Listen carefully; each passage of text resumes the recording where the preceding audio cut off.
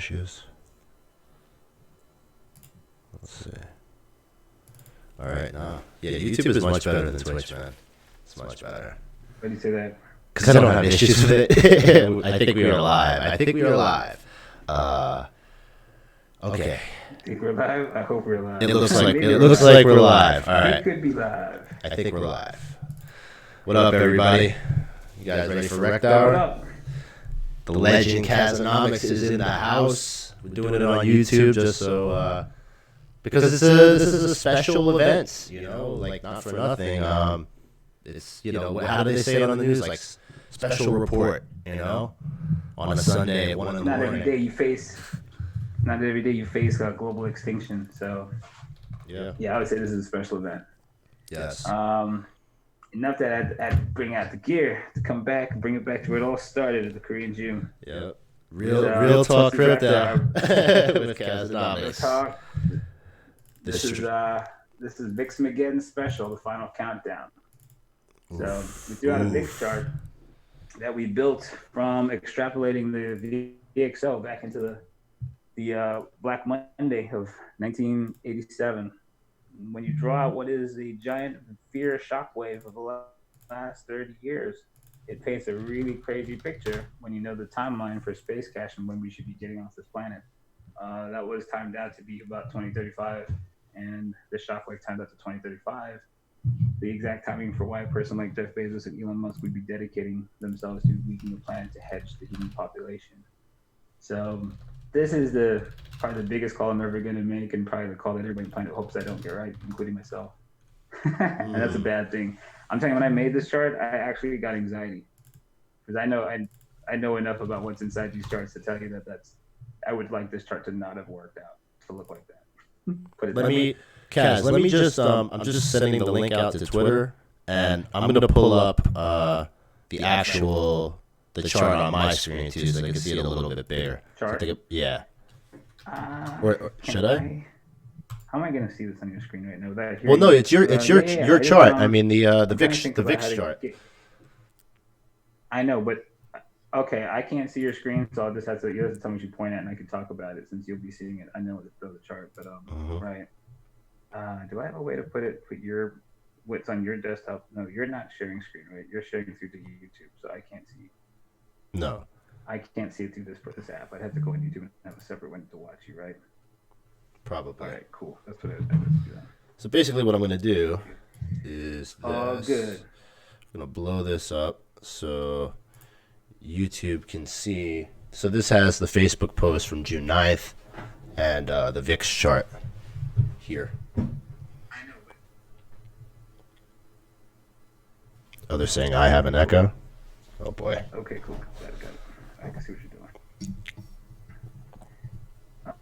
No, that was me. I echoed through my own mic real quick. You shouldn't have it anymore. That was my microphone and the phone. So, is your stream going? Because it doesn't look like it's playing. Okay, there you are. I'm having a hard time with my connection cool. I can see you. You know what? Let me pause this for 1 second because I want to try something. I think it has to do with my VPN being on, perhaps. So just give me 1 second, guys. I'm gonna try to. Old school Kaz never went anywhere. Get the quality a little bit better. Yeah, the internet's acting up. All right. What the fuck? Man, have to switch stations, son. What's good in the hood? I don't know. What's happening. The app, or did it slow down while you're like trying to move around? I think it's because I have my VPN. You gotta cut everything. When you start streaming and or taking a video from me, there's all kinds of compression bullshit. I'm not smart enough to say any of this stuff, but just try to get some bullshit. I think we're live, by the way. Guys, can you hear me? Let's see. Echoes coming from. They said that's not an echo, guys. The echo is coming from the Jew of the East. All right. What up, Josh? Thanks for the shout out. Trying to stay fresh and so clean. Told these bitches in crypto you can't kill an idea, motherfuckers. We ain't going nowhere. We just sit in the corner and watch y'all burn. Is there echo or no? How's the video? Let me know, guys. Yeah. Yes? Echo, no echo, mic check. There is echo. All right. So, Team Warp Drive in the building. That's what's up. Got a new team in Telegram over into Twitter Discord. Good to see you guys forming that up. what the hell? You let me know. See, this is where you need like some theme music running, right? Yeah. Yeah. So, ain't this a It's bitch? good. No echo. You said you're good. You said you're good. Oh, okay. Yeah, but now I fucked the video up. Oh, okay. All right. We good? All right. No, you're good. Yeah, I see it. I see your screen. All right. So yeah, this chart's relatively simple, but there's a lot of information in that thing. Go back and look at what this is. We did a real nomics show where we touched on what the VIX actually is, and I guess a lot of people are a lot more undereducated than I would have assumed about what that represents. But if you don't know the VIX, you should get to know the VIX. It is the implied volatility or the cost of insurance on the S&P 500. Basically, how much do options cost to protect your ass in the event of a meltdown? And VIX tends to spike in down moves because fear is greater than greed. So it is represented in the down moves in this index.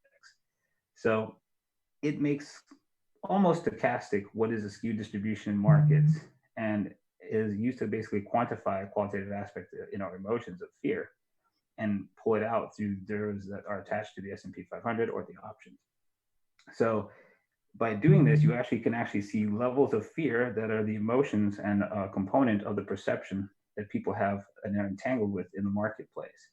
This shows you a cascading, shockwave of fear across 35 years. That each spike is, a market low as you rise.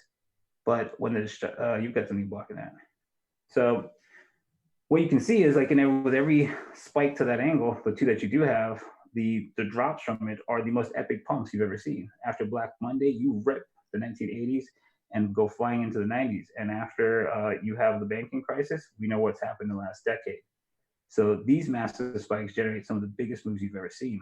If that little blue circle I put on there holds and we spike and climax out in the 60-64 range, that should set the stage with the level of fear now necessary to, get the population on the same side of the equation as guys like Bezos and Musk, who said that this is required to hedge humanity, getting off the planet to create a pocket of humans somewhere else in the event of exactly something like this, a pandemic.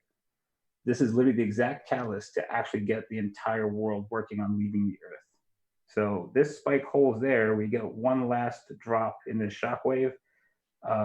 Maybe even another spike later on. But the timetable I had for us to get off the planet was, before we saw famine and war and disease actually create enough of a problem that the parabolic growth of the human population slowed. So this shockwave actually measures out to the exact time period that I said we should be basically working on like our real first settlements on Mars, going into the 2030s. So it's rather amazing when you look at it. So this is pretty much a chart for the correction of mankind. Ooh, you guys get That's that? a giant candle on the end. See the emojis in the candle? That's your fear meter. If you zoom in on those guys are great. Remember the emoji cycle for Tesla? That's the green dildo emoji cycle right there for the bar that's going to be Barmageddon. Right. But the breakout at 2035 should be something that the entire world is going to take a pause at. And whatever causes that is going to be something that we don't recover from for some time, and that hedge in space is going to be absolutely a necessity. So Bezos and Musk, you can't bet against these guys. They're billionaires for a fucking reason. Two different dudes working on spaceships. You'd have to be crazy to say you fucking know better. I mean, you have your own personal spaceship, but you fucking know. Word. What was the catalyst for Black Monday in '87? Black Monday was an issue with UAL, United Airlines corporate bonds. They basically went off a cliff, and you had a corporate bond default that triggered a wave of fucking like selling, and then just Mount Margin call central and just obliterated people. I know people wiped out in that actually. So right. But was the fear in society that high, like higher than 9/11 or the banking crisis? You think about it, right? You look at this spike and you're like, how is that spike bigger than the banking crisis or 9/11? How the fuck is 9/11 not bigger than the banking crisis? Right. And I thought about that a lot. Why I thought the pandemic thought you first brought up the idea that this thing could be bigger than people suspected in my DMs, and I laughed you off for it. And then I sat back and realized that I might be the idiot in that equation for the fact that, that's pretty much every jackass on Twitter when they laughed off LTC Winter. I can recognize the behavior in myself. And I gave it a second thought. And I did the pandemic special on Jan 28th. And, looking at it, the difference in this is that 9/11, as scary as it was, is a localized event. And so for people in New York City, that attack is personal. It's right in your face. For a guy in Nebraska, that's Manhattan. I ain't never been there. Yeah. Right? Right. But fucking a virus, this motherfucker can kill everybody. This is personal for everyone. So you have a lot greater participation in the fear. You know what I mean? That's the difference. 9/11 was like, wow, did you see what happened in New York? Coronavirus is like, fuck, is it in our city yet? Right. Way different, right? Right. Coronavirus, I would imagine, I could see that being higher, but the Black Monday crash is more like I don't get it. I think your Black Money crash, you're coming off an all-time high in the 1980s. You're coming out of Just cold. Was it cold? Was there Cold Warfare involved in that one as well, or? I mean, you have all kinds of war shit going on in the 80s, right? You're in Cold War. You're funding Star Wars. You're worried about nuclear threat from Russia. You have Iran Contra. You have all kinds of shit in the Middle East. Libya is fucking out of control. The 80s were a tumultuous period, between the Middle East, Russia, and the United States, and kind of like who really has a seat of power. So you had that level of fear in the marketplace, and that just like this, most people don't recollect the past too well. They skew it in favor of their own position, and so they'll say like, oh yeah, everybody knew it was a bull market in 2009. You know damn well everybody didn't know what the fuck was going on, even all the way through Trump, they didn't believe it. Right. In the 80s, it was much the same. You're emerging from a really crazy period of stagflation, losing Nixon in '74, bottoms of the market. You pump through till you get Reagan. He's a fucking B-list actor. He's equal to the fractal of Trump, right? He's a different kind of retard. So you get him in there. There's no confidence in his ass in the front end of the 80s, right? People like to say, oh, the 80s were so great under Reagan, but they didn't know it at the time. Just like people didn't realize the market came back under Obama. They only recognize it in hindsight. In the moment, people don't see it that way. So the fear levels going on, into 87 aren't exactly like as hunky-dory as you think looking back in time. So when the market blows up, there is a lot of people involved in the market, kind of like where you are now, where people finally are ready to buy this 10-year arc and they just ate a fucking pandemic. Right. From the people that I know of from the 80s who got hit by it, the speed that one came down to, it did the same thing. It took people out before they knew what happened. The amplitude of it was faster than anything they've ever seen to compare it to. So, a lot of American retirement in the stock market equals widespread fear, like the banking crisis. The spike that you have there too, I don't think it's much off. The VXO is the implied vol for the S&P 100, the biggest 100 companies, and then the VIX today is the adjusted calculation for the 500 stocks. So they're pretty close. It does seem rather odd that spike for Black Monday is what it is, but you know how everyone's kind of waiting for the market to end. You have your gold bugs who are like, when this all finally comes apart, I'm gonna fucking be eating with my gold money, right? Because in the post-apocalyptic world, we're going to get changed for a chicken sandwich where you present a block of gold and not get shot in the face, because that makes sense.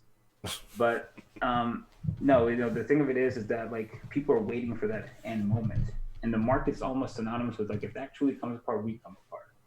So it's like an end of the world kind of scenario, and I think that like fear became really real in '87 when it looked like, oh, the stock market has finally eaten America's over.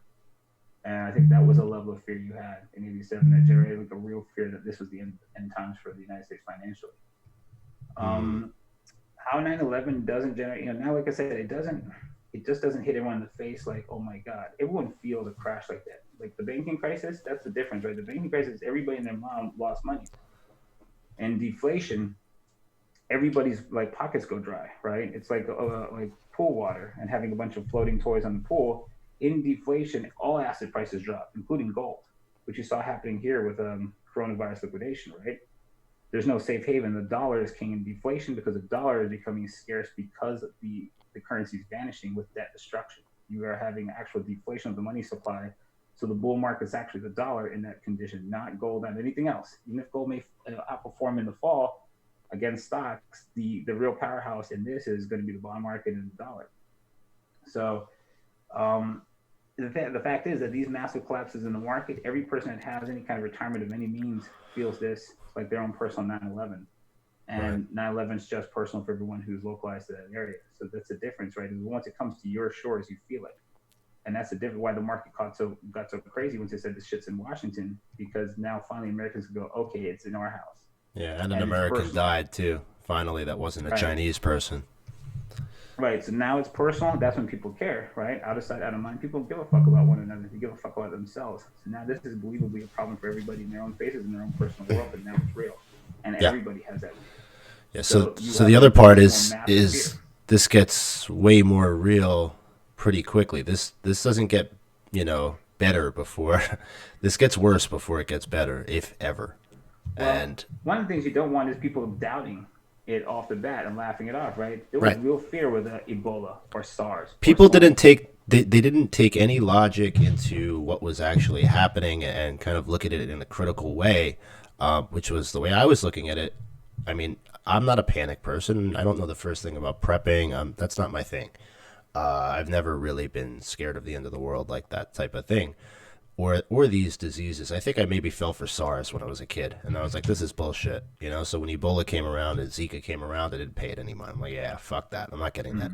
H1N1, West Nile, Mad Cow. There have been a ton of these in my lifetime, and, I just don't bother with that because, it's not a good bet. And every time, I feel like the level of fear being portrayed through media and as well in society for all of those other ones was higher than this time around. So that was something that was kind of had me off guard. Why aren't people taking this seriously?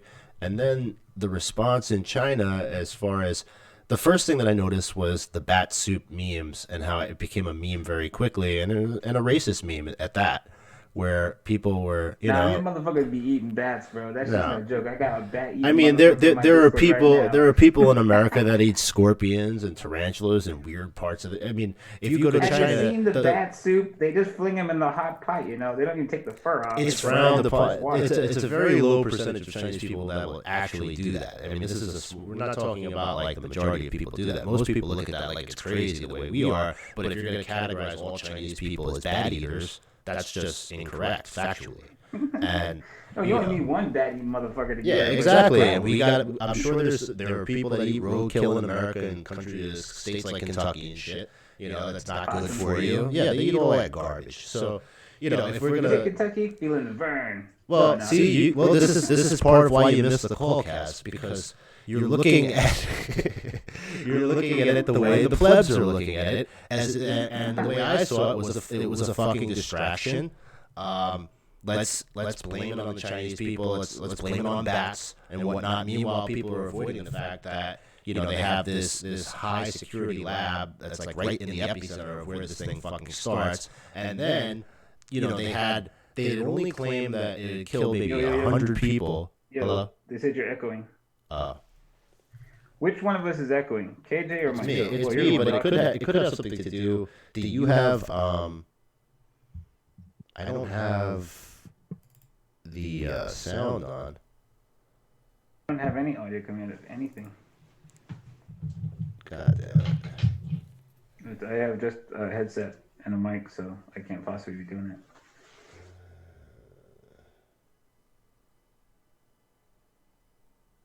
Fuck me. I don't know.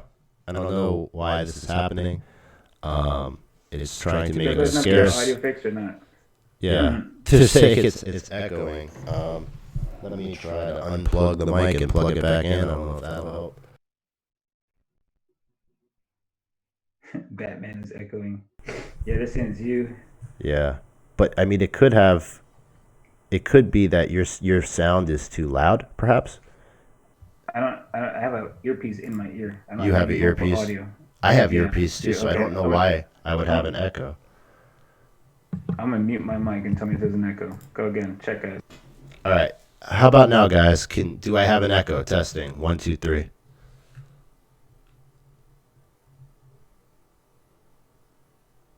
Is there an echo now? There's a delay on this, so it takes a second. Fixed. All right, so it's you then. So when your mic is on, it's for whatever reason it's giving the echo. All right. So if they say it comes back, I'll check right now. Yeah, they said It's it's odd. fixed. So I think what we'll do is I don't know. No, they're saying it's good, and I'm open mic, so I don't know what's going All on right, there. It's fixed. All right, there's a just keep delay. going. All right, maybe the plug Oh my in and god, out fixed it. I've got an itch in the fucking most unbelievable place. Ah, it's inside the mask. So where were we? Fuck. All right, back to Um, yes. January, it's starting out. There's like 200. They're claiming maybe 200 people are infected, or there were 200 deaths. It wasn't anything major. Yet all of a sudden, they're quarantining, hundreds of millions of people. It's like, all right, you have to take that into account and compare that reaction versus all these to other every other. ones. This was a serious reaction in a very There early was never stage. there's no Wuhan City has more people than New York City, and they sealed it at the first moment it popped up. Right. You obviously know a whole lot more shit about what this was going to be, and now that it's fucking everywhere while you were trying to seal cities and that didn't work, you knew damn well how contagious it was before you had time to have actually had knowledge of how contagious it was. You clearly know a lot more than you're telling people because you took fucking preventative measures that were never taken in SARS, swine flu, or anything fucking else. Right. So, and the fact that it's as catchy as it is, it's passing from animals. It almost looks like a fucking bioweapon that these jackasses might let slip out. That it seems almost like also like it's predisposed to wiping out Asian people, but it's now coming home here. We're going to see how what the death rate is Right. once it's another population. Right. So you have it's Trump. definitely suspect. Trump is, if you watch his communication with the public, it's gone. It started off with kind of downplaying it, not taking it seriously, and now he's starting to become way more serious. And the reality is when they start to talk about the incubation period where people can go for a month without knowing they have this thing, and in the meantime infect other people. And then they'll come on TV and tell you that only 50 people in America have it. That is bullshit. So when, or maybe it's well, I'm not going to say it's intentional, but the reality is they're not checking people. So there's no way for them to know how many people it is. The number has to be significantly higher than 50. And I believe Trump even admitted that on Saturday or Sunday.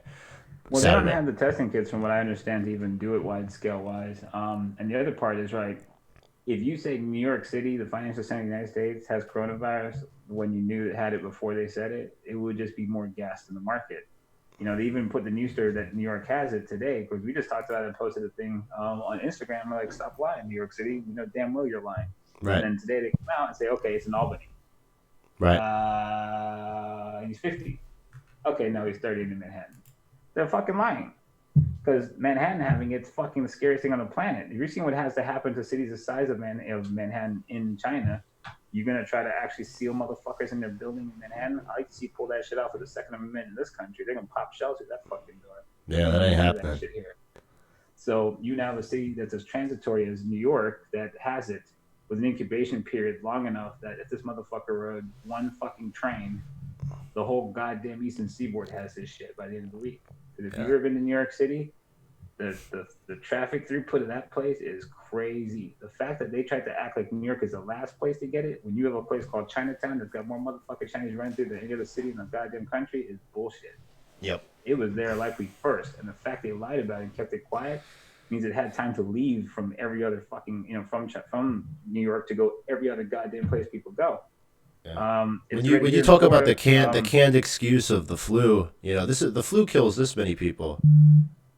The flu has treatment. This has no treatment, and it's actually on the growth rate, so you can't compare it like it's apples to oranges. Yeah. This is a new disease that's been introduced like a fucking fashion show. Not sure how these diseases roll out like fucking new cars, but this one's rolled out last fucking winter, and here it goes. Dude, so there are people fucking falling out in the street, man. Like they're literally falling down in the street in all these countries, and shaking, and China's burning people, and they're like, oh yeah, well the flu. I mean, when I knew it was bad when it started to kill the fucking doctors, like right away. I'm like, yeah, like I didn't hear about too many doctors dying from flu.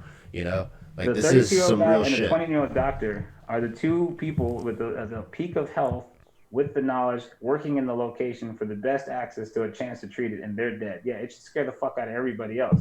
Two fucking healthy male doctors drop dead who know about it. What the fuck are you supposed to do? Right. So yeah, it's kind of crazy, but it's the idea that it's going to become the new flu and go around the whole planet and everyone's going to have it and get used to living with it, and that's a new normal. That's a really shitty thing. If if you think about like you and I are old enough, you think about like going back to the 90s and when 9/11 happened, it drastically changed travel for all of us forever. You know, it Yeah. used to be in the 90s, you could actually, if I wanted to go to New York and I called a friend of mine, like, I'm going to come to New York, I could talk to him in the morning and decide to get the ticket and go to the international airport and fly out and be up there in a minute. You get to go to the airport for 15 minutes, you can be on the plane. There's no line. That's what traveling in the 90s was like. It's like going to a bus station.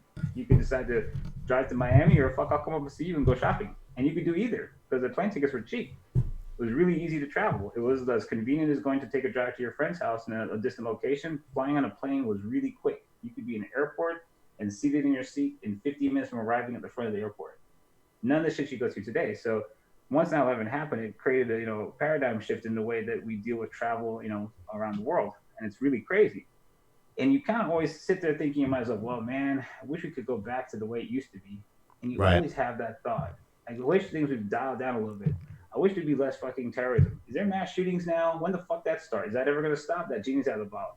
And you keep on having these different rising levels of new normals of crazy, and they never go back in the bottle. And now this one is, hey, you have a new disease you're all going to catch, and this is going to be here to stay. So this is the introduction of fucking measles. Like, where the fuck do you get new shit like this rolling out? But it's in the graph, and you look at this shockwave, and you can see this shockwave of VIX building a mega fear structure that is going to time out with the parabolic climax of the human population's growth rate. And it is exactly the kind of timing that makes sense of why Musk and Bezos are working at the timetables they are. One of the estimations that I'd seen, I think it was in early 2000s, was that the world food supply wasn't keeping up, with the population's growth rate, and less people wanted to be farmers in Africa and so on. Post financial crisis, one of the great unknowns that's detail that seems to have slipped away is that agricultural and land development loans were like the last thing to really come back when the credit system failed. So getting loans to develop land to produce food was one of the last things to get traction again, after already having a problem keeping up with the growing population. The human population continued to grow while the differential between our rising population and what we could produce diverged and then began to change again. So you have the human population maintaining a growth rate while the food supply can't keep up, which should have put the human population in a position where a serious portion of the going concern of the planet would end up in abject starvation by about 2050. That was the World Food Organization's estimates before the banking crisis. After the banking crisis, I moved that forward 20 years to 2030.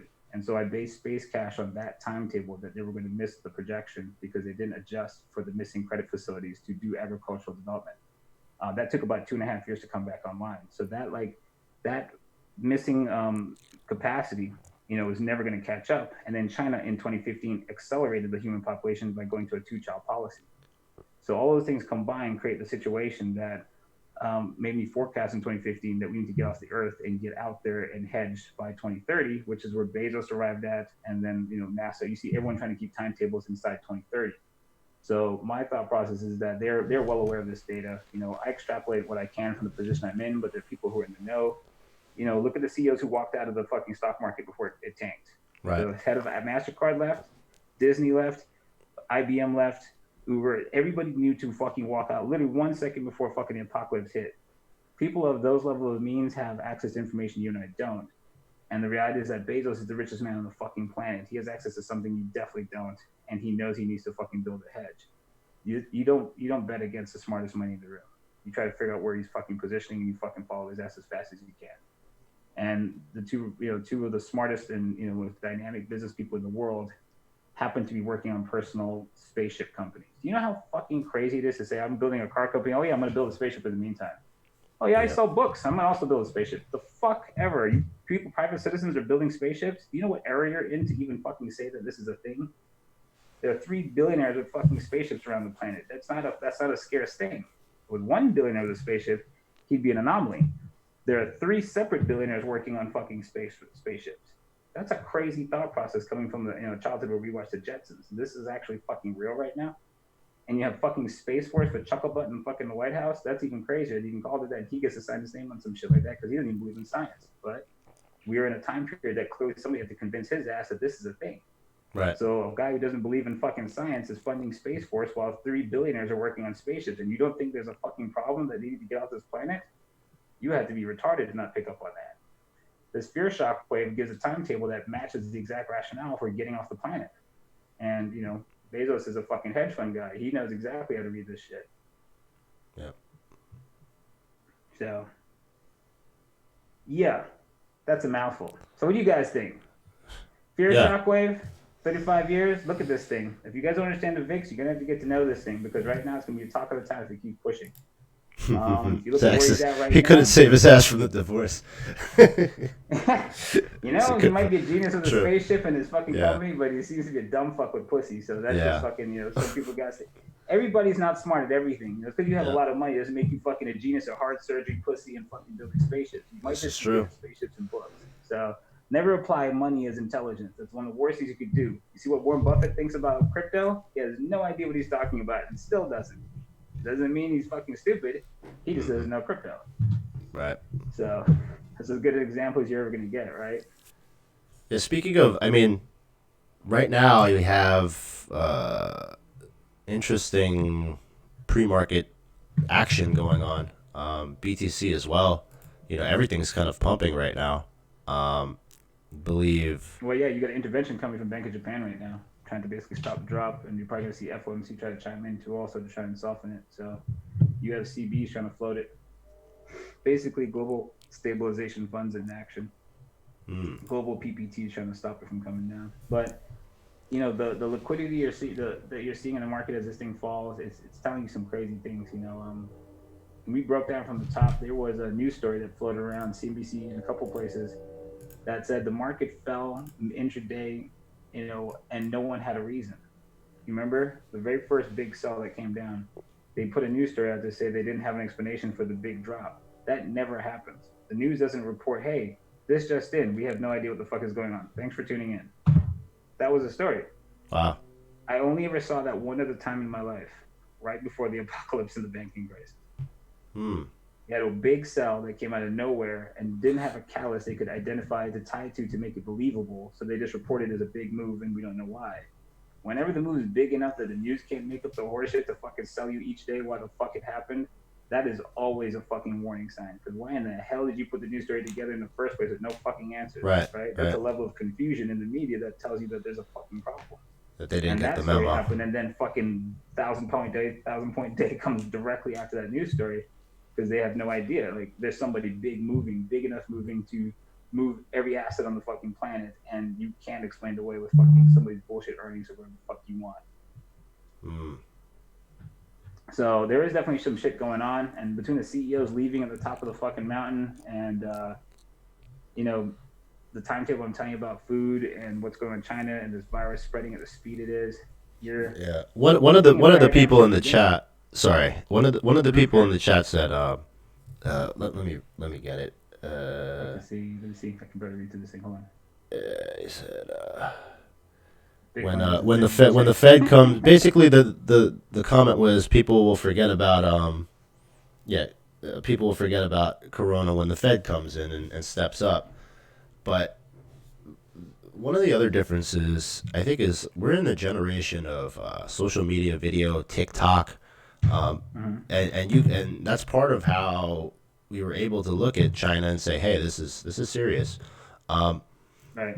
This isn't going to just go away because if the markets go up. The reality is you're going to have people in America in cities falling and dropping dead. And there are going to be people taking video of it, and those videos are going to go viral. And people that are sick are going to be videoing themselves saying how sick they are. And that kind of it's going to be fucking crazy to see how quickly real fear can spread from something like this with the assistance of applications like Instagram Live and TikTok, which in the past we didn't have that. I don't know, man. I don't think it just goes away, regardless of what the market does, and. We're at a turning point right now. Like they say, bad news comes on the weekend. The first American death. They're starting to pile on now. So everybody's going to come to work tomorrow with this in the back of their mind. Whereas last Monday, I can't say confidently that most people were thinking about this at all. And it's kind of the interconnectivity allows the message to spread really fast, and that also can help escalate the fear because you get everybody's panic coming together rather than like a slower dispersion of that same information. I get what you mean by that. It transfers faster. But, people, anybody that says that they're dumping the stock market to fuck with Trump's election, I don't agree. I guess those are stupid people. And you can entertain them, or they say more stupid shit. Yeah, that's one of the stupidest things I could imagine. Who the fuck they are? Ask them who's they. Yeah, who are you? You have so much information. Who's the they that you keep on referring to? That's always doing the stuff that you are the only person that knows. The problem is that mindset isn't scarce. Well, yeah, most people are retarded, so you expect that. We don't debate people that are stupid. You end up being dumber if you try it. So if somebody says something fucking retarded, you let them fucking keep saying it and you just trade against them. I don't fight that. That's crypto Twitter. Yep. I think all the OGs couldn't stand me. We're always on the right side of them. They're fucking idiots. Graph them. They're always fucking wrong. Yep. That's the fucking thing everybody does now. Yeah, well, where it comes from, graphing idiots on a chart, that came from us. I'm scared if they're wrong about coronavirus. So it's almost certainly going to get worse if people aren't taking it seriously. So somebody asked a question here if they thought it could take the same kind of time period to recover as Black Monday 2. Black Monday 2, yeah, it took what, like 2 years to really actually turn the table and get right back what they're pushing. It's a kind of a fractal thing. If you guys saw, you don't have the Dow 100-year chart, do you? Dow 100-year? No. So the 2016 Dow 100-year, we had a projection, the Black Monday 2 projection. We talked about it in Rekthour when we did the NASDAQ projection. You have the NASDAQ chart? I can send it to you. You can put it up on there. Yeah, send it over.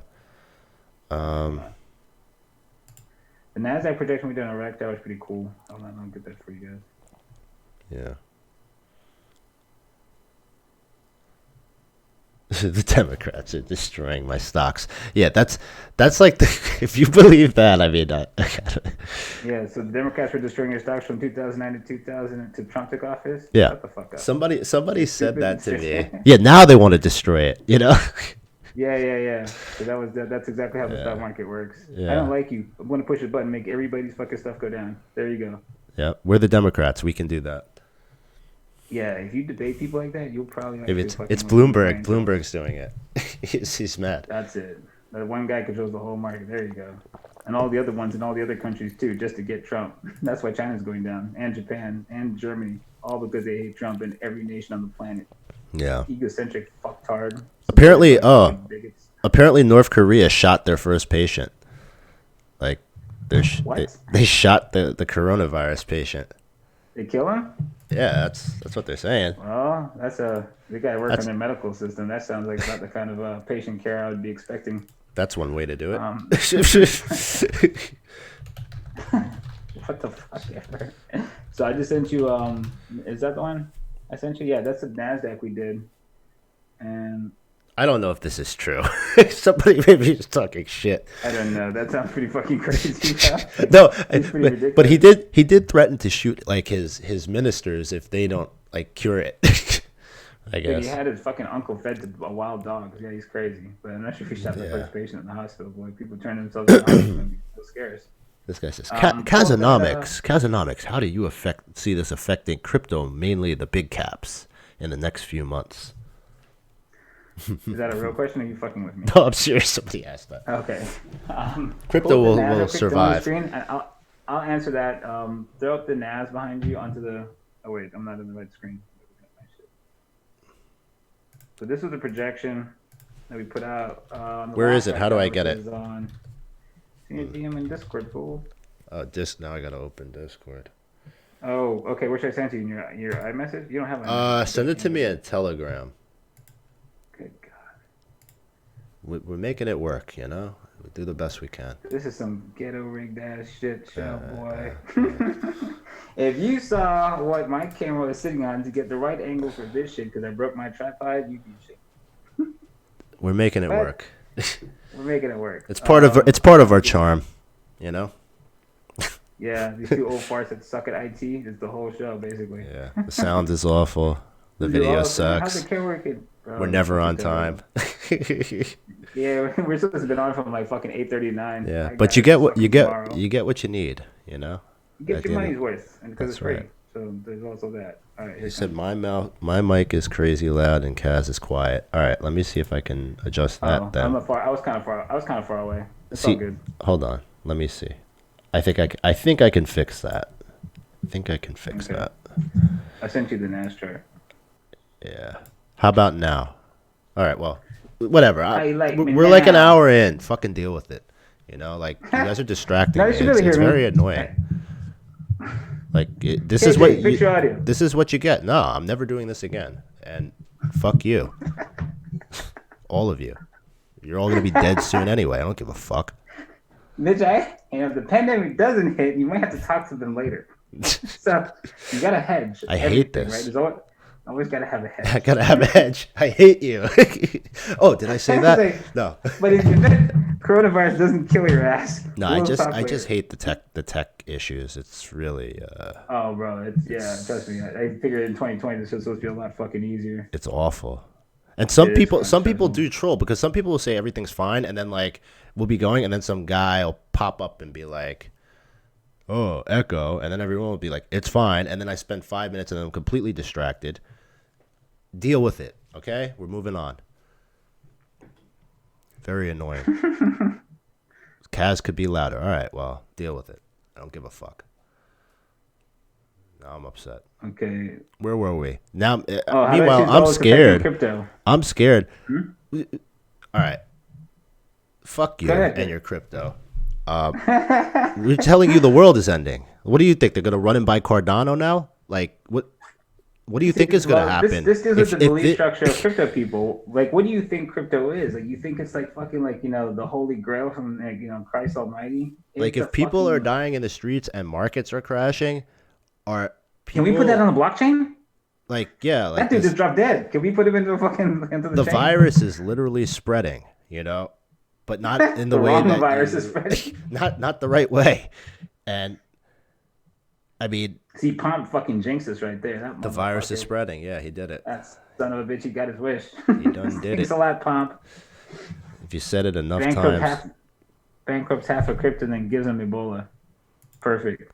So, but crypto as an asset class, like, there is so much misconceptions and lies going on in crypto. You gotta remember one, right? Most of the people you guys take advice from in crypto land have the same education as these pair of glasses. Nothing. They're fucking retarded. If you haven't ever noticed, they're always wrong the entire calendar year. That was the point of the comics that show they're fucking wrong every time they speak English or any other fucking kind of communication skills they try. Stupid people are stupid. If you keep staring at them, you're dumber. Right. Expecting it to get better, right? You don't double down on something that doesn't work and expect a different result. That's called fanaticism. There's been demonstrated clearly that a fucking idiot on every wrong end of every single thing. With 50 to 100,000 people they send into the wrong end of things, wipe your asses out, and then get a new 50 who don't know that happened to the last 50 because they're dead. One of the things you don't recognize is in crypto, through all the cycles, all of the people crypto OGs kill, you would think that they're out there, I can't believe that guy fucked me. That's not how that works. If you've ever seen a child fall into a pool, they don't do what you think would happen. My son and his two fell into a pool at a barbecue, and you would expect your child to splash around and get your attention. That's not exactly what happens. When you get in a position where, like, your mortality is compromised, you become extremely silent, and the kids sink directly to the bottom of the pool without a sound. That's how kids die in like cruise ship pools while everyone's around the pool and no one sees them go down. They don't make a sound. Your victims of past cycles are exactly that. They're at the bottom of the pool and they don't have a way to reach you anymore. So you don't get to find out about exactly how many victims these pieces should have killed. The only thing that you recognize is that all the OGs of the market that are in here from 14 and 15, they're like less than fucking 1% of the market because all the people that were around them, they fucking wiped out. So all of you who don't know what the fuck happened to everyone from 15, you're the new food. You don't fucking start to look at things a little bit more clearly, you're not going to be in crypto really long. You'll just be here passing through and you'll be gone again. Yeah. They don't know what they're talking about. Crypto as an asset class has no fucking utility anywhere that anyone gives a fuck. Your top of your food chain are fucking raping kids. What is that guy fucking, cocksucker, pedophile that appears? There's a lot of them. Which one? Of them. Your whole top of the food chain units is building a spaceship. Calvin Ayer. Ayer. The food chain, Calvin Ayer is just fucking posing with 14-year-old kids in Dominican. Yeah. And Jeff Bezos is trying to get to Jupiter. Which one do you think looks like the fucking market you should care about? Vitalik, like they're all fucking a bunch of little pedos. Like, it's fucking disgusting. That's your top end of the food chain. That's your genius. How to fucking figure out to get untraceable money so I can fucking rape kids. That's what crypto is fucking focused on. Like, seriously, the world's melting down. You give a shit. Your top of your food chain are pedophiles. Fuck crypto. It's not even about that.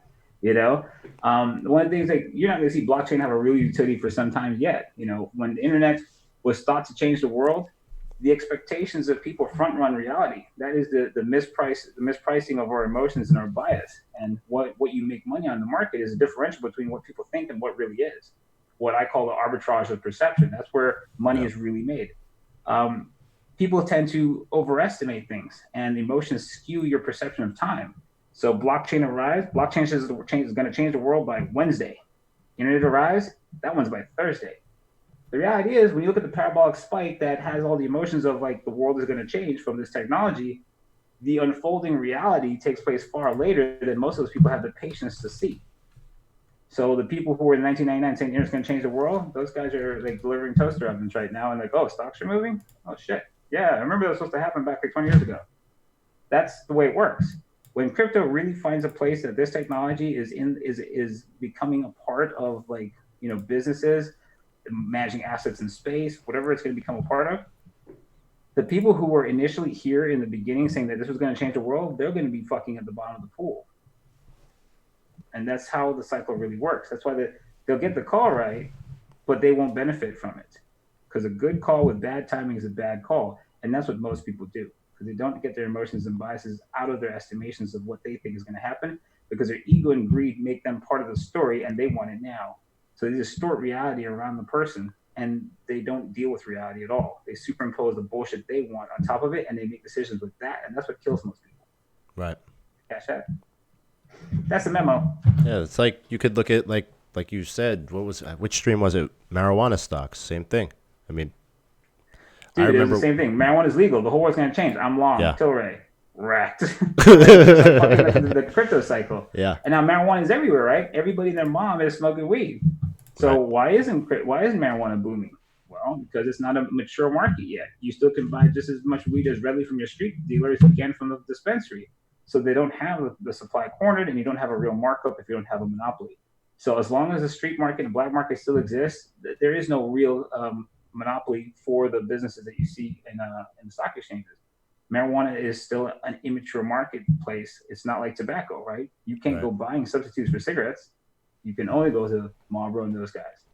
When marijuana is at that level where you don't even contemplate talking to your friend to get weed, you're just going to go to Walgreens to pick up some CBD pills and go to your dispensary to get a cartridge, that's when the market's cornered and the street market's dead, and now you have a real prospects of a bull market. That's still a ways off. You need all the states to legalize it. You need all of the street dealers to be priced out. You need the mass production of weed to drop prices to a place that is unsustainable. And you need them to turn into fucking cheap tobacco so that there's no competitor. Right. So Marlboro has a fucking lock, stock, and barrel fucking business that no one can fuck with. When you see that, then you have players in the market that will be the Amazons of weed. But you're not in a place where that's actually real yet. And the same thing is true for crypto. The expectations are miles away from the fucking reality. One of the places I think blockchains that got applications is in space cash, is in keeping track of assets across vast distances and transferring value between colonies rather than moving the physical asset huge distances, which is inefficient. But you're not looking at a blockchain application that means much right now. It's still a fucking fringe asset that very few people give a shit about. Most of them have no education, and it's a no meaningful impact or hedge on anything. The other problem is BTC has already proved itself as not a hedge multiple times. No, BTC is a correlated risk asset. This is why it worked. It worked in 2017. That narrative, because it hadn't been put to the test. But for people that have watched it, you can't say something is a safe haven when it's down 50% like a month later, or it takes a 70% drawdown that millions of people actually got to participate in and know about, or know people that got destroyed in it. So everybody knows, most of the people that are on the outside of the market now or have never participated just look at it as a scam or a Ponzi or something that somebody in their family got wrecked on. And, now that it has that reputation, people aren't going to go and buy it during a crisis. until it Right. It's can got no improve itself. utility, and now you have even more problems and have less liquidity.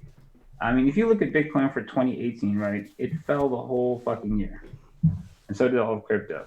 The stock market opened up really strong in 2018, and it fell, all throughout the year and needed an intervention into it. Sorry, 19 needed intervention. 18, you had a 19. rocky year. There's a lot of dumps down. February had a massive climax down. That's on the VIX chart. And then you had April a massive dump, and it went on all through the fucking year. 19 you broke up, and then you fucking wrecked and needed intervention. Sorry, it was end of 18, right? Christmas 18 they pushed it out with PPT. In I that thought year, that was Christmas 19, wasn't it? Or no, Christmas 18. We're all fucked up in years. Yep. Yeah, this Yep. is 2020. Right. In that year, Bitcoin, that when it was weak, the equities were weak. Equities as a risk asset were struggling and dumping and crushing people the whole time until they finally collapsed in December and needed to be rescued by the central bank. In that same time period, BTC went from fucking near 20,000 straight down to the low threes at Christmas. PPT intervenes, pushes equities out on December 26th, and BTC, the end of the winter cycle prediction was December 27th, which was a day off of PPT, and the market starts to leave the bottom from that point. So BTC and crypto was very much correlated to risk assets, although loosely. And even now in this global dump, you actually saw on the last show I did, BTC took a turn right with equities on the way down. It's not in any way, shape, or form like the way you think of gold as a risk-off asset to hedge equities. Gold has got a different utility in that regard. When you're short gold, you get paid a holding fee for that. So to basically be in the risk-seeking position to collect a utility, collect a rent, or collect a dividend, you short gold. And so you can take the short position on gold, receive a fee on the swap fee, and then you can buy a stock and also get a dividend on that guy. So then you can combine that. And that's why you see gold over silver show the kind of trend structure it has when you're in risk-seeking behavior. Gold since Dow Jones Golds from 1980 through till 1999 shows you exactly what risk-seeking behavior looks like. Under George Bush, you saw it collapse from 85%, and you had real asset, real debt, real equity destruction. You had a real value destruction in the marketplace and a reprice on a hard asset. You've been expanding since the financial crisis from about back end of 2011. And gold operates like that. It acts as a risk-off asset. It doesn't have any physical utility that you're going to do anything with it, but it preserves some amount of value in the event of risk assets being a less safe place. Bitcoin is not that guy. Bitcoin has a 6x beta on the S&P. He's even more risky than any risk asset you could be in. He's not the thing you go to for safety. Safety is about minimizing volatility, minimizing risk, minimizing unknowns. Crypto is only full of that. Real bad liquidity and excessive fucking, movement. It's very dangerous. So it is a more risky asset class, and you tend to see it actually perform better when other risk assets are performing, because once I'm willing to seek risk on tier A assets, I might throw a little something at a C- asset. But when I need to get my money at a fucking Apple, Microsoft, at IBM, man, fuck crypto. Are you crazy? If I'm buying it, I'm selling it, right? Right. Especially dump when it's everything. still up. Oh, get rid of $1 trillion Apple, get rid of Microsoft. But hang on to fucking what's that? Waves? That could be useful. Waves. Are you fucking kidding? It's garbage. Right. Like, you have a fucking iPhone, right? You got anything from Waves? No, motherfucker. We're all holding this. This is adoption. Yeah. So that's your crypto. That's your crypto roundup on that. Interesting thing also was in January we had the Iran conflict, and during that you had pullback in stocks, and gold and BTC pumped through it. So it was kind of like reintroducing that safe haven narrative. We were looking for chaos, but that whole quote unquote World War III, which I didn't really think was going to happen any sort of way, but now we have Corona and everything is dumping. I mean, it in a real crash is the key when gold goes down. But even though gold broke out in the beginning of it, and then now you start to see everything coming off the board. Is that something that you look for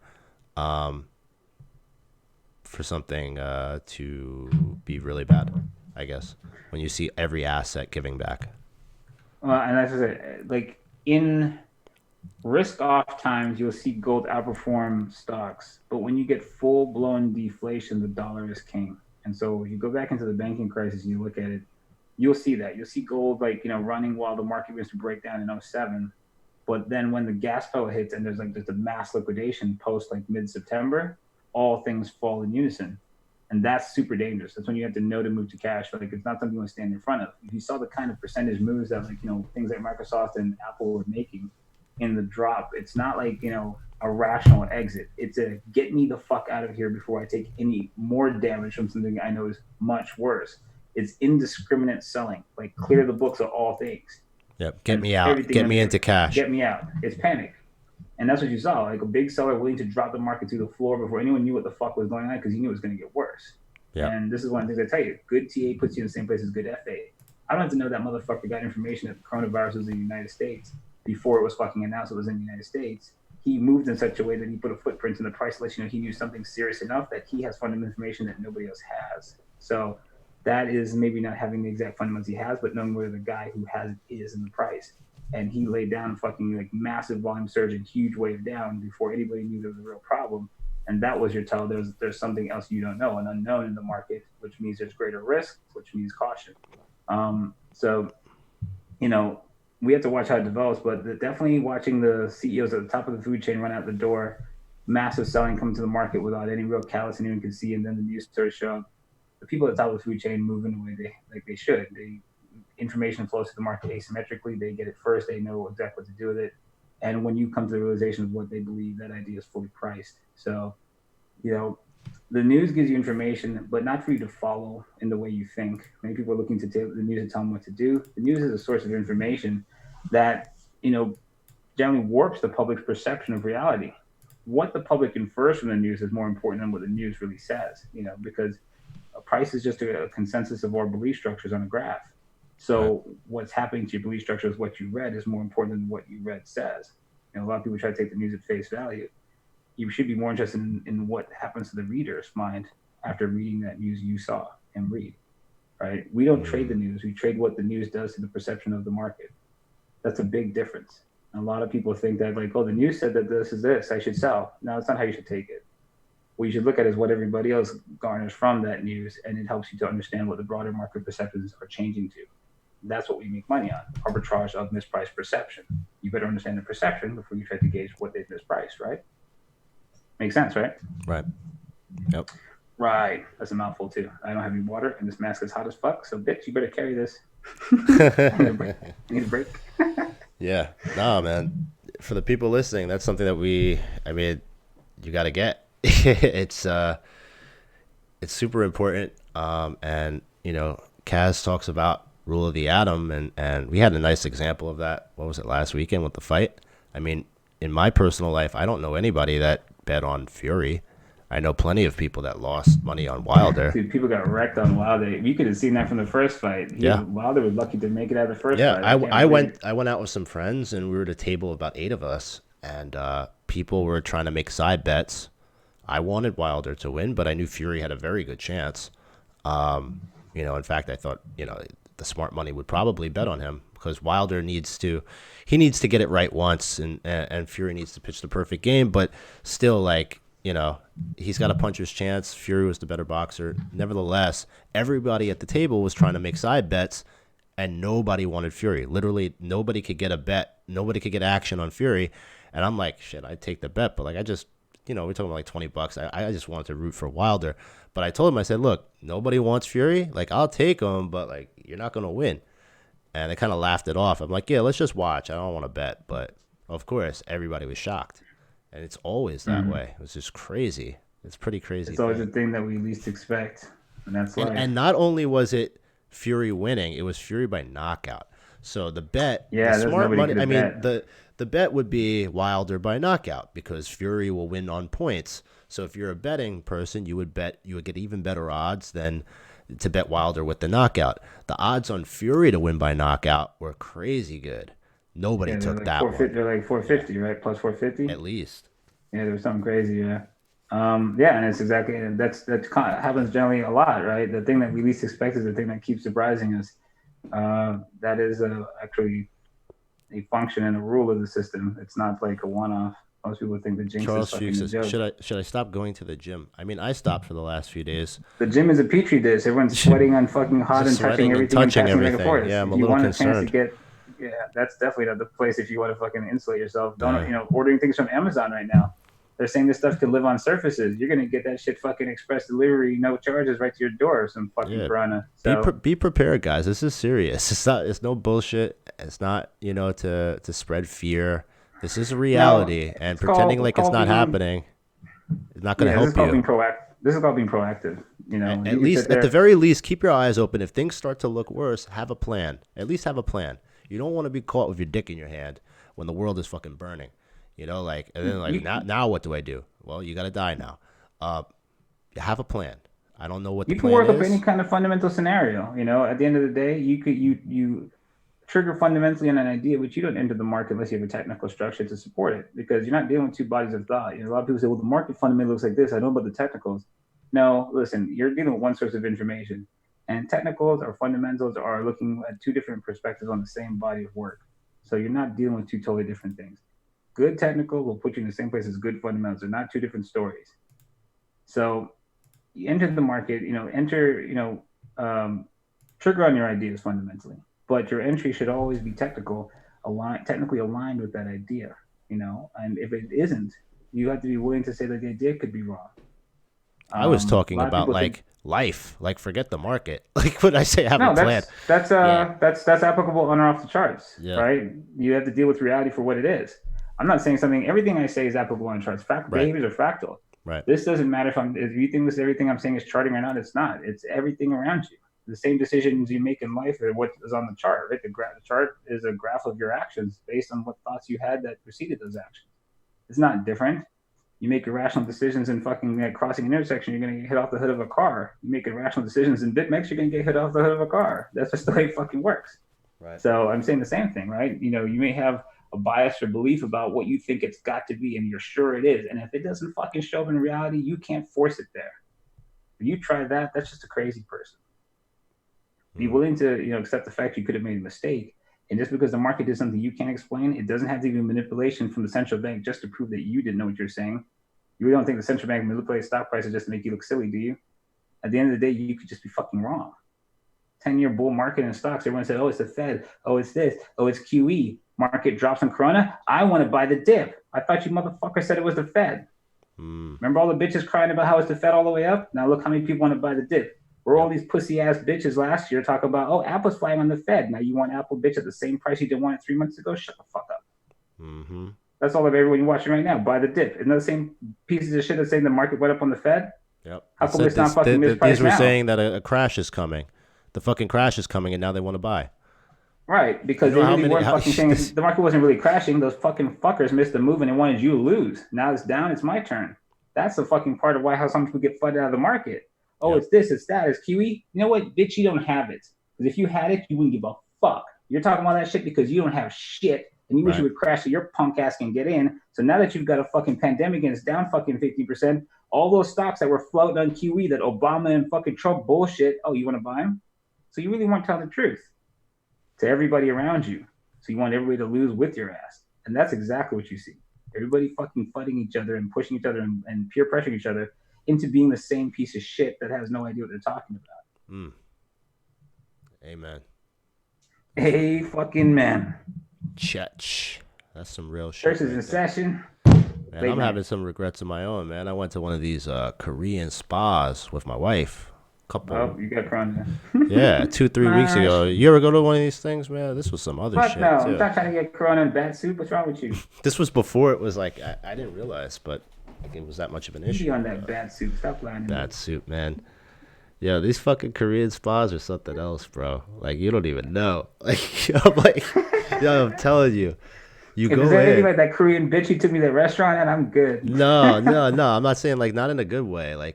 So you go in, right? Oh. There's this huge locker room, and there's just naked men everywhere.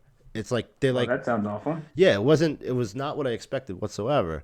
And it's there's couches and there's a barber shop, but there's guys fucking butt ass naked sitting there on the couch. And I'm like, what the fuck is going on here? And the guy's like, yeah, no, everybody gotta take your clothes off, or you gotta take a shower. And there's they give you a little ass towel, like a wash rag towel. So you really, you just, it's fuck it, we're naked. This is what it is. And then you go in, and there's like these baths. It's just fucking dudes everywhere naked, like old Korean men, all sorts of different people. And I'm like, what the fuck is going on here? Like, what, you know? Coronavirus. I have coronavirus. I definitely do. Now that I think about it, I mean, You're just certified with a bunch of other. I don't know. I don't know if anybody else has been to one of these. Someone in the chat, let me know. Has anybody been to one of these places? Because like I didn't understand it. I'm like, is this like what you like? I don't get it. Like, what's the deal? And then there were definitely gay dudes there. Not that there's anything wrong with it, but they were having a blast. I mean, if I was a gay guy, I'd want to go to something like that too. But I'm like, what the fuck is going on? Like, this is, you got some stories, but the story you decided to tell us to let us know why you had the coronavirus. Holy shit! It's real shit. I mean, it really happened. It was unnerving to me, and I figured I'd share it with you. Because naked Koreans running around with potentially incurable diseases, of course. Yeah, no, but apparently these places, because like people are like, yeah, like that place is the best. I love that place. Like, yeah, this is good. Somebody in there knows what I'm talking about. I have a problem. My mom gave me like these tickets as like a gift, like, yeah, it's great, but like I had no idea what I was walking into, and in one sense, it was kind of like I can't remember a time where I was walking around so many naked people.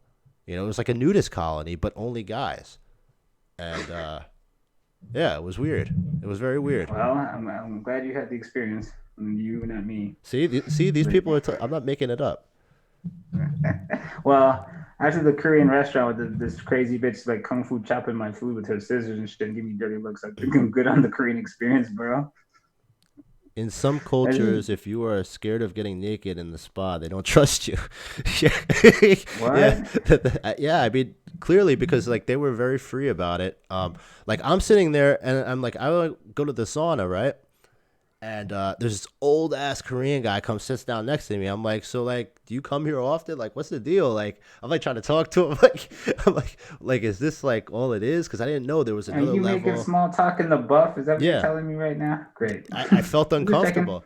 And then these two Russian guys come in, fat as hell, a father and son. They're sitting there butt ass naked. Like, yeah, we come here every weekend. I'm like, what the fuck is going on here? Like, I don't know if it's that they like the sauna. There are saunas where you don't have to be naked with everybody, but it's like, or is it like, are they nudists? Do they like this? Like, I didn't get it, and I was hoping someone in the chat knew what the fuck is going on because it was very strange, and I didn't know who to talk about this.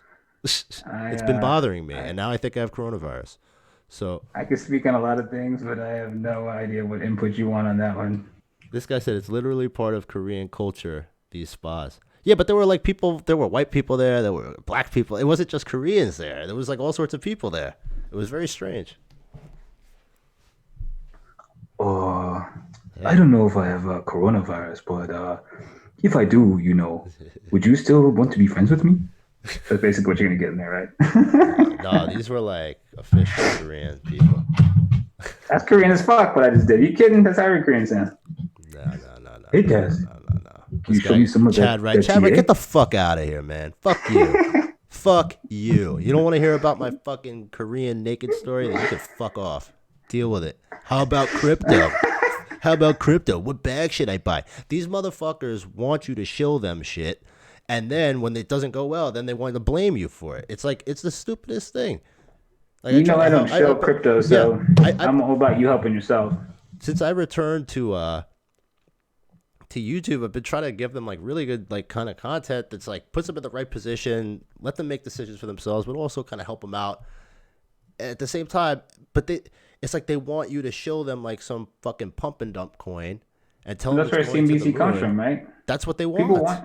That's what the crowd demands. But then when the market crashes, they're still commenting about shit that I showed 2 years ago. It's like, all right, well, like, what do you really want? There's people out there doing that right now. If that's what you like, go follow them. Don't fucking bother me, man. I don't have to do this. I really don't. I'm not doing this for my health. Trust me. Fucking up at 1, 2 in the morning. This is ridiculous. What about the Yeah, I crypto? mean, I'm trying to do I'm therapy. not. You know, I felt violated around like 100 naked Korean guys, and I didn't know who to talk to about. I'm So I'm not sure sharing what it with kind of you, therapy you want in motherfuckers. this car. And now you guys are telling me to talk about crypto. I don't have much What's in input it on for the me? Korean sword fight. Funny. So I let's think see. people subscribe to you because of crypto. Well, unsubscribe. I don't give a fuck. If you don't like it, unsubscribe. I don't care. Okay? We're all gonna die anyway. It's fine. Don't worry about it. Crypto. Well, you did advertise this in a crypto medium, so I think it's I figured I'd understandable. loosen up the mood a little bit. I mean, this is like serious shit we're talking about. I mean, normally guys fling boobs in there, a whole house full of naked Koreans is definitely a different way of loosening up the vibe. Oh, I mean, Great. I think I believe I started that by saying like, yeah, I'm sick and now I'm nervous, and that's part of why the stream almost didn't happen tonight. Hang out with a house full of nude Koreans in random funky places and you're possibly sick. I can't imagine how that happened. I mean, just risk management. I don't know. You just stopped out in that Korean fucking parlor. I see somebody asking about Bernie Sanders. Bernie Sanders. I think no Democrat has a real shot unless the market crashes under this situation to give Trump out. You don't have any front runners in the Democratic Party. They're all retarded. I think Trump's a racist piece of fucking shit, and he's still the best thing in the market right now. Biden is weird and weirder if you give him a moment. Bernie doesn't know what the fuck he's talking about. He just makes up numbers to make fucking broke ass Zoomer boomer fucking feel good about themselves. Elizabeth Warren could have fucking done one too many hits of LSD. I'm not sure what the fuck's wrong with that bitch. They're all crazy. It's the craziest crop of fucking people you've ever seen run for office. Yeah, it's a strange crowd. Bloomberg, Pete dropped out. Bloomberg, holy shit. Bloomberg's like actually a smarter, worse version of Trump. That's actually true. He's a super bigot. You don't want him in there. And he plays whatever side. He was a Republican when it fits. He's a Democrat when it fits. He's a lying piece of shit. Dude, he got wrecked. He got wrecked so hard. Like, oh my God. He looked awful. Holy shit. He looked so bad. What the fuck is that?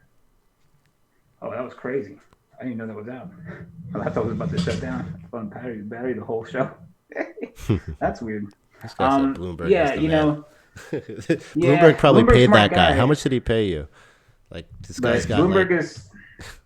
I mean, I don't know if you in the White House, but he's just a different. He is a different version of Trump. He's probably slightly smarter. He's obviously much smarter than Trump. But he is a different version of the same thing. Yep. None of those people are going. Nobody with $60 billion is dying to help America out. He's not spending $500 million to to benefit you, right? All of Trump spends benefited when he got in office. What do you think is going to happen with Bloomberg friends when he gets in office? They're not there for you. And if you sell yourself that shit, you're crazy. People with those kinds of means, they eat people like you alive. They're not anybody's friend. What do you think Obama's motivation was? I think he wanted a career in politics when he started out, and he ran the course. He's a career politician. I think he wanted to do it for being in politics. He ran the whole gauntlet all the way up the rung. It's like fucking some guys go like John for it. Kerry, right? Right. John Kerry's family, John and his wife, are worth $4 billion. What the fuck are you doing in a Senate seat getting paid like $100,000? You're fucking somebody. Right? You got guys like that who walk in from other established businesses with X amount of dollars and say, now I'm going to go into a place where I can write the law. We know that laws restrict competition, right? They're funded by the people who want to stop somebody else from competing with them. And you get a guy from major industries in there. What do you think he's there to do? He's there to help enact laws that benefit, people he has business relationships with. That's the problem with the way the United States government is run. It's just a fractal of, Greece before the collapse. They're completely corrupt throughout. Nobody is in there for anybody's benefit. They're in there for their own. And this is why you have Trump playing games while the coronavirus is erupting, saying the Democrats are doing it rather than taking precautions. He defunded the CDC's pandemic response. He's part of the reason that we're, slow to act as we are. So, the entire gamesmanship of playing the position for his own interest against the country's interest is what you watch before he acts on, what's going on with the pandemic and gives people fair warning. He's too busy trying to, jockey for position in the next election. But that being said, even with all that, he doesn't have a really good competitor. I'm not sure if Bernie's a full-blown communist that they're selling him as. He has some very, very troubling writings in the past on what he supports and the views he takes. But if you're going to hold a guy who's 70 years old to his views from when he's 30, you might be an idiot. People change over time and they evolve their views. And giving KJ shit for a fucking call from 2 years ago and he's a completely different person and trader is the same kind of like nonsense. You have to gauge what you're dealing with now and see how they've evolved from that period of time to say that this is what he was, this is what he is. And Bernie is probably something different than he was when he's 30. But the idea from him, to redistribute wealth, and from Bloomberg to put a transaction tax of like 1.5% on every stock purchase, he crashed the stock market. You do that shit right there after you introduce zero commission trading to bring in the fucking people with no money, and then slap them with a fucking fee that rivals BitMEX, and you will absolutely fucking have them all run back out the door for the exact reason they ran in. So you would see the market implode under Bloomberg if he actually enacted such a tax. Bernie doesn't have any math to go with any of his numbers. He'll just pay for everything out of his fucking left nut. Nothing makes any sense out of his mouth. He just says what he thinks you want to hear and will support. And of course that is politics, but there has to be some kind of ability to fucking enact some of that shit that's coming out of his mouth. And I don't think you'd ever have the support to do half of what he's saying. You would turn the capitalist nation into a fucking shitbox if you got into power. But he does have a lot of fanboys because he says what you want to hear. Kind of like all of you that follow CTOGs who never get anything right, but fucking, you keep following because they say the shit you like to hear.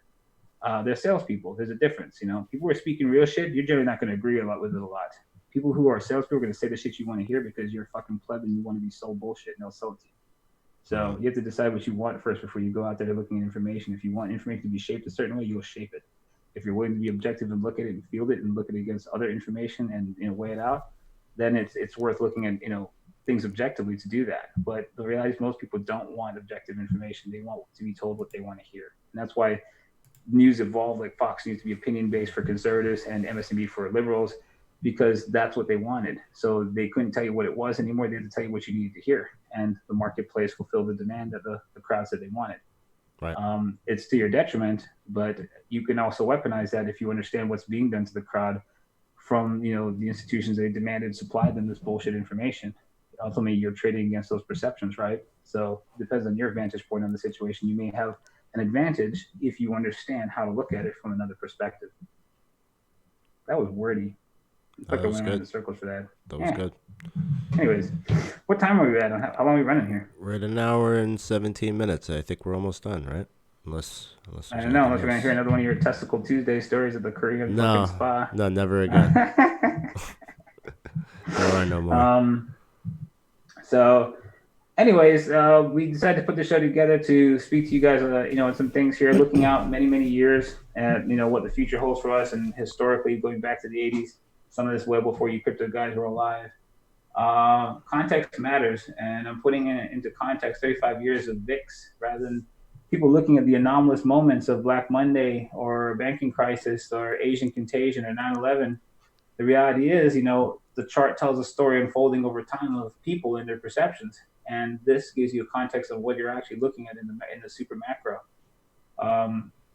This is not to be taken lightly. I know this might seem kind of crazy to people who don't understand the VIX, but that's because you don't have context on the information because you don't understand it.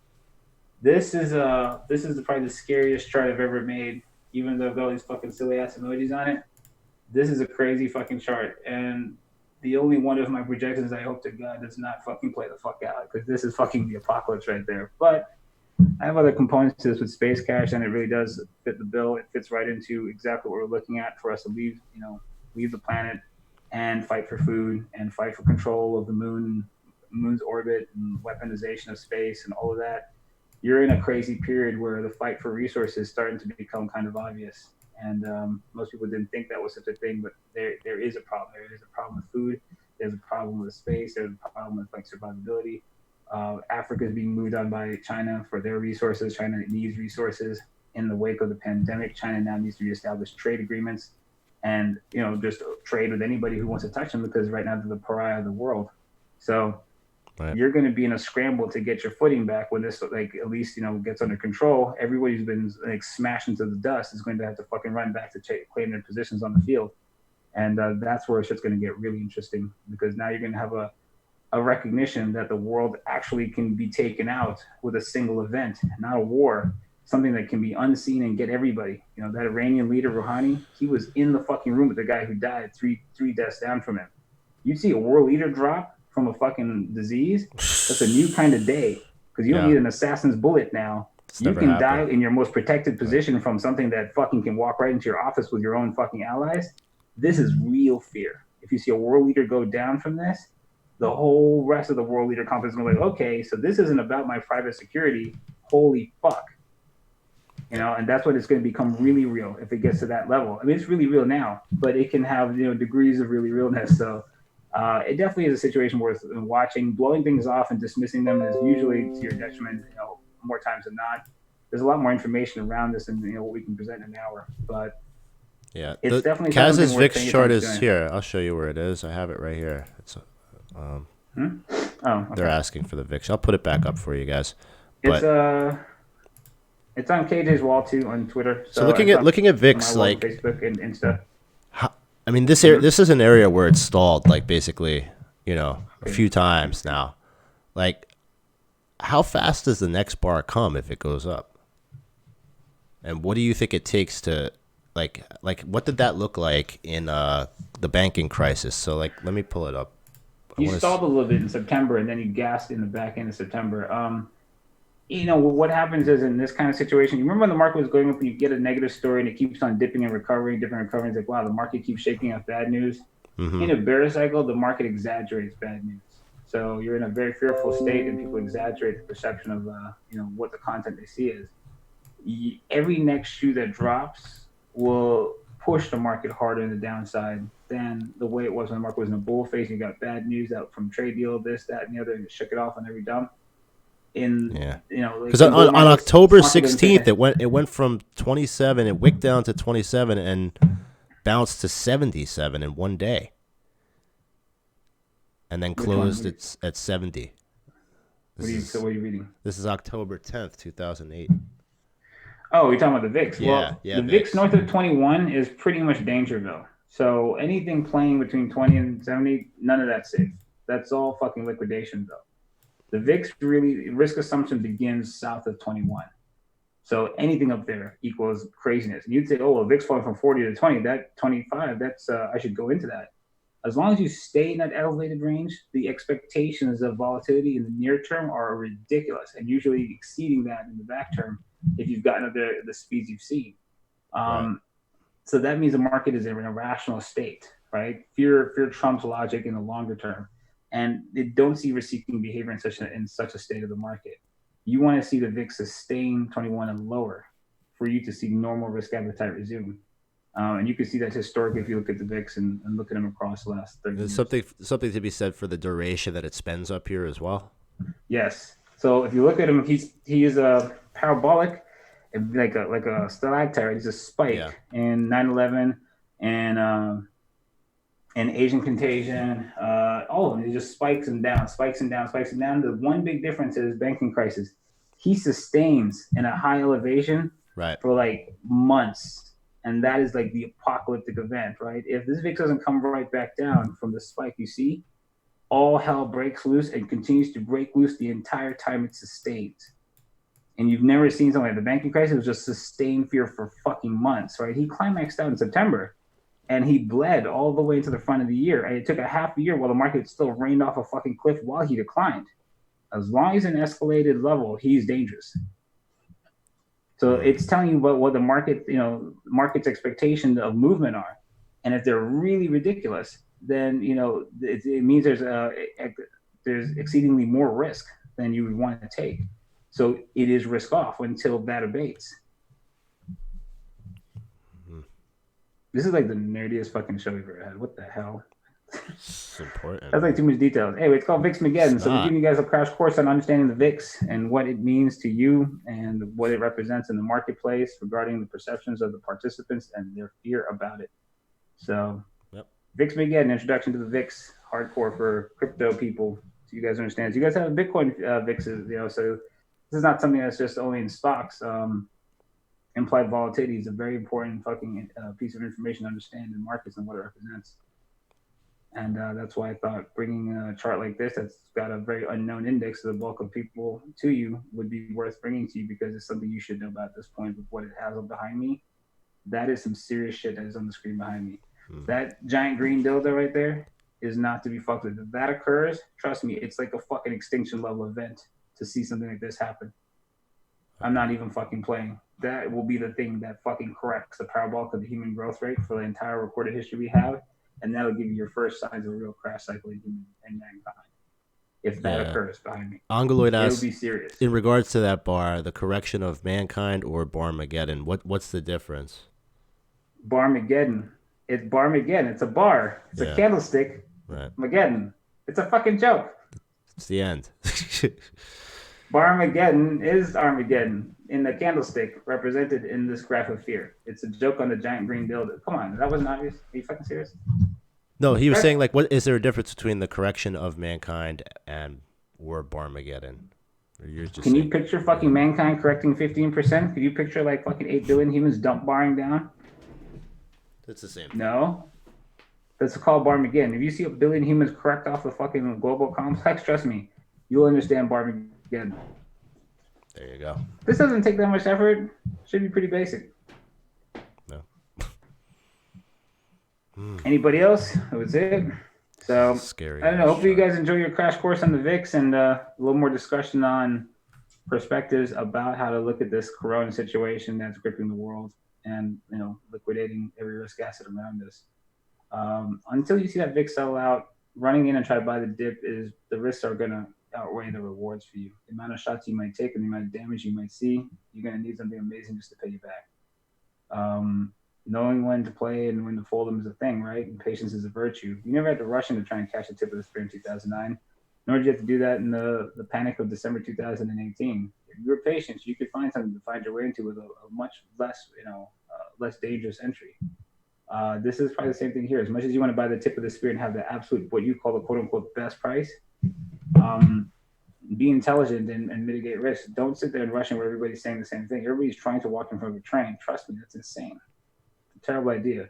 I'm pretty good calling the tip of the spear, and I'm telling you it's not a good idea for you to try to do. The statistics behind it are going to fucking kill you.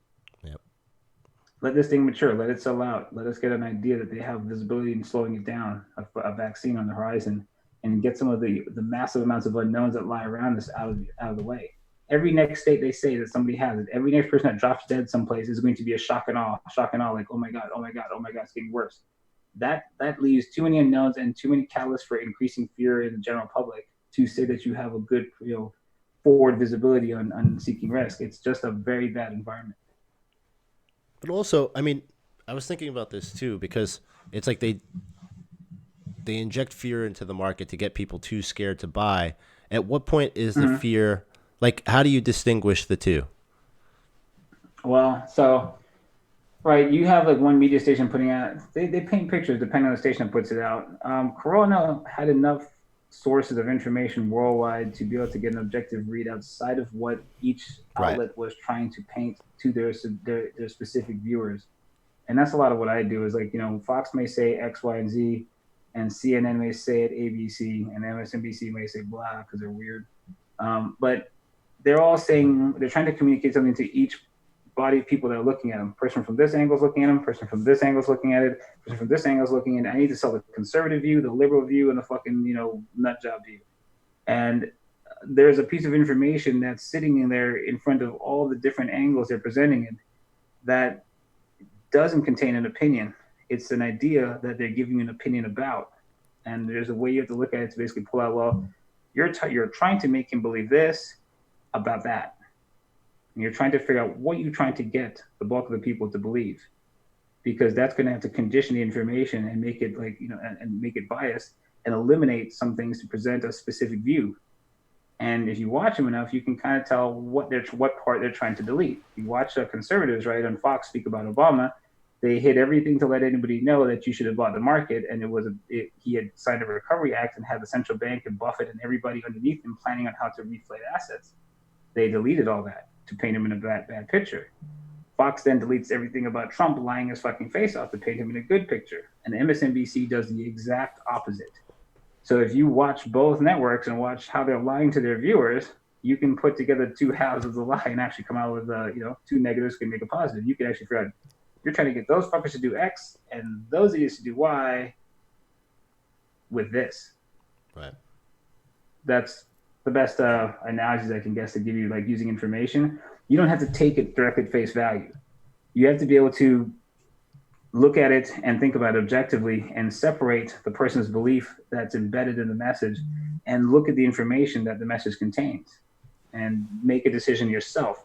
Not be willing to foam everything somebody says because you don't take responsibility. That's the perfect way to get killed. Even what we say on here, I'm an idiot in a fucking mask. You're going to go home and tell your wife you couldn't pay mortgage because some jackass in a mask told you to buy XYZ. She's going to kick you right in your fucking dick for being a dumbass. Right? That's the whole joke of this shit. Are you fucking listening to some chuckle butt in a suit on fucking CNBC tell you the wrong shit 15 times? You listen to a guy in a mask tell you the right shit once. Either way, if you go home and tell your wife you're missing money because somebody in a fucking mask told you to do X and you did it, she's going to fuck you up. Right? Losing 50% of your money in a shit corner Apple equals kicked in dick. This is why analyzing human behavior is so good, because it's the same asset you're really trading, right? Bitcoin down 50%, Apple down 50% equals your ass sleeping on the couch. Yep. So the emotions are the same in any marketplace. That was a whole bunch of different ideas put together, but I think you guys got it. Don't get kicked in the dick. Don't get kicked in the dick. That's your fucking job. Ladies, don't get kicked in the snatch. That's probably a little weird, but, you know, I got to keep it even. It's the fucking 2020s. Yeah. Everybody's, you know, all touchy-feely. You get it, too. Get it, too. Hey, I hope you guys enjoyed. That's a wrap, guys.